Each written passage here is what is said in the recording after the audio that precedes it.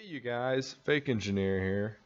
Before the hunt began this year, I wondered for a while who all got the most points in last year's hunt. Unfortunately, there was no video of which I could watch and figure out. And to get my answer, I had to go to the forums if I wanted to get my answer. I figured that this year I will make that different for everyone else.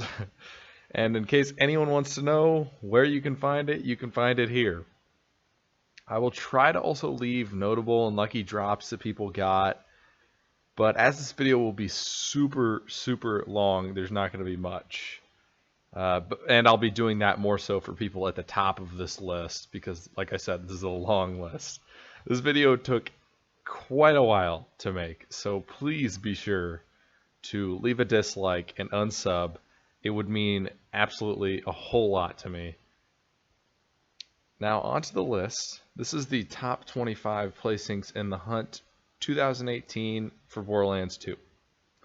At number 25 is PSWeb. PSWeb got 3 pearls, including the Avenger, Bearcat, and Butcher. He also managed to get himself a Twister. He finished with 564 points. At number 24 is Avsphan. Avsphan. Yep, that's it. Well, he got pretty lucky with some solid pearl drops, gaining 4 of them. A Sawbar, a Stalker, a Storm, and an Unforgiven. He also happened to get the Norfleet as well. Pretty lucky. He finished with 568 points. At number 23 is Uncle Stewie 666. Uncle Stewie managed to get the bulk majority of his points from just normal legendaries. He also got most of the Seraphs possible and was able to score himself a Bearcat. He finished with 578 points. At number 22 is Rainbowdashrulz. Rainbow is the first person on this list to get himself a pearl from a Tubby, which was a Becca.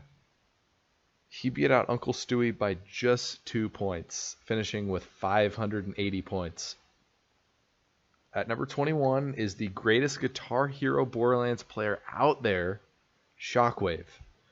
Shockwve is the first player on our list to get all of the Seraph weapons. He also got 5 Gen 1 pearls, and completely unrelated, he speedran Borderlands 2 with a Guitar Hero controller. And I think he said he'd try to do a 1 life with it. Please, God, please. He finished with 601 points. At number 20 is Eric Strazum of 1000. I totally butchered that name. Eric got a very balanced amount of points in each category, scoring only 3 pearls, half of the Seraphs, and yet enough in the other categories to gain himself an advantage in points and place him in the top 20. He finished with 609 points. At number 19 is Tweety Expert, who isn't even verified on Twitter and is still rocking that name. She was one of the first to really go after the Tubby points. Out of the legendaries that Tubbies drop, she only missed 4. She finished with 618 points. Number 18 is Dark Demon 8910. Dark Demon found a way in a week to get 7 out of the 8 first-gen pearls, which very much boosted his final score. The only first-gen he managed to miss was the Storm, which I can't really say he's missing out on much there. He finished with 624 points. At number 17 is Haku. It's like it's basically haiku, but he just moved the I in front of the H. Yeah, that's his name. Anyway, he's the second person on this list to get a Twister, to get a 2nd gen pearl, and to get all of the Seraph weapons. With all of that, it's not hard to see how he's up so high, but he managed to get there with only 4 Tubby class mods. He finished with 650 points. At number 16 is Kree Cyan. Kree had a super balanced list and nearly got all of the standard game legendaries. He also got 6 first-gen pearls, but overall just had the most consistency around the board. He finished with 659 points. At number 15 is Dillygaff72. So with Dillygaff, it's extremely difficult to tell exactly what weapons he got during the hunt because he has continued his spreadsheet afterwards.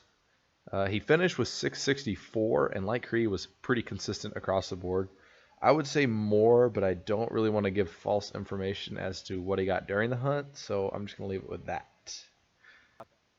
At number 14 is second to last, whose name would make a lot more sense if this was a top 15, but honestly, I just wanted Shockwve to be on this list so I could mention the Guitar Hero controller.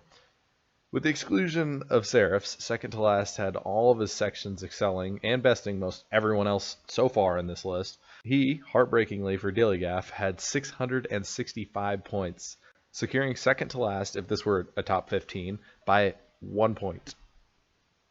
At number 13 is Coopish. Coopish got himself a Gen 2 Pearl and 4 other Gen 1s. He also only missed out on 5 class mods from Tubbies. He finished with 674 points. At number 12 is Resident Speedrunner and the man to complete a SAL 1 life, Blackway V. Blackway V is the next person on our list to get all the Seraph items possible. He also stumbled upon 5 pearls, as well as only missing 4 main game legendaries. He finished with 680 points. At number 11 is KadexGaming. Kadex got plenty of pearls, including 1 Gen 2, and almost all of the Seraphs, and also got a majority of the Tubby items, all of which nearly put him in the top 10. He finished with a flat 700 points. At number 10 is NuffSaid. NuffSaid amazingly got himself all the main game legendaries, and is the first person to land a Cobra on this list. He also got all Seraphs but 1, and all 8 Gen 1 pearls. All of this despite getting no class mods from the Tubbies at all. He finished with 729 points. At number 9 is Ibb Legendary, which is a name that can rival Handsome Jack's in ego. Legendary got himself all of the Seraphs, almost all of the main game legendaries, and a substantial amount of Tubby drops. He finished with 733 points. At number 8 is PiggiesWith Guns. I can't tell if his name is mocking cops because all I can think of is a comical version of Animal Farm in my mind, but I'm weird like that. Anyway, with the exclusion of the Bearcat, Piggy got all Gen 1 pearls, and is also 1 away from all of the Seraph weapons. He finished with 743 points. At number 7 is Shockjawz. Shockjawz only missed out on 2 pearls, 1 Gen and 1 Gen 2. He also got all of the Seraphs from the game, but those pearls are definitely an achievement. He finished with 777 points, which is definitely a lucky number. At number 6 is SNC 90. 90 is the first person to get so close to getting all of the Tubby mods, only missing out on the legendary Roboteer. He was also 1 main game legendary away from getting all of them. That damn legendary soldier. He finished with 795 points, just 5 shy of 800. And now we get into the crazy part of this list, the top 5. And at number 5 is the Australian speedrunner himself, AC, with 3 Ys, like how a porn star would spell their name if it had an X in it, or like that Vin Diesel movie. Filling out the top 5, he, along with everyone else in the top, got a Cobra drop. He also got every unique gun, every Seraph, and every Pearl but the Bearcat. He finished with an incredible 845 points. At number 4 is Ibb. Ibb quite literally only missed 2 items. He only missed out on the Storm and the Ogre, which I really wish would have been an Avenger or a Butcher or something useful, for the love of God, because missing 2 weapons is bad enough, but it's got to be worse if one of them is awful. He finished with 880 points.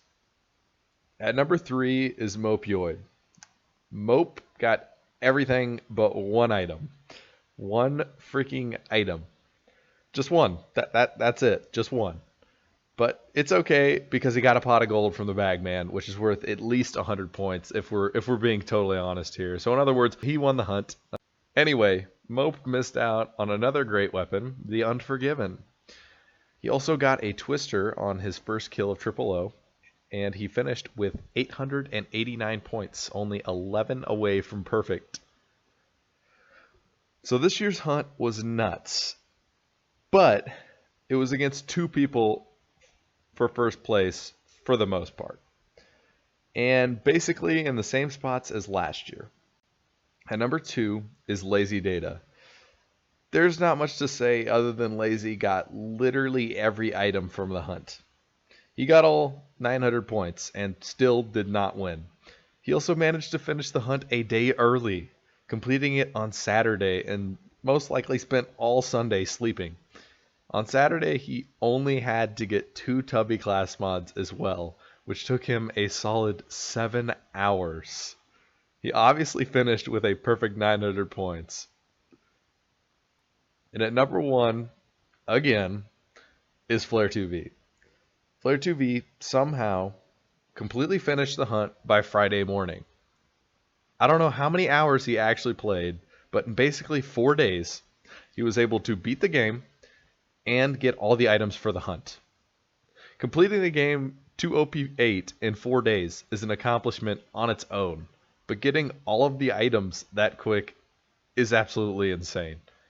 Which isn't to say he didn't have an amazing luck or anything as well. I mean, a world drop Bearcat from McZafford comes to mind, but nonetheless, he absolutely dominated the hunt. Again, a perfect 900 in crazy short time.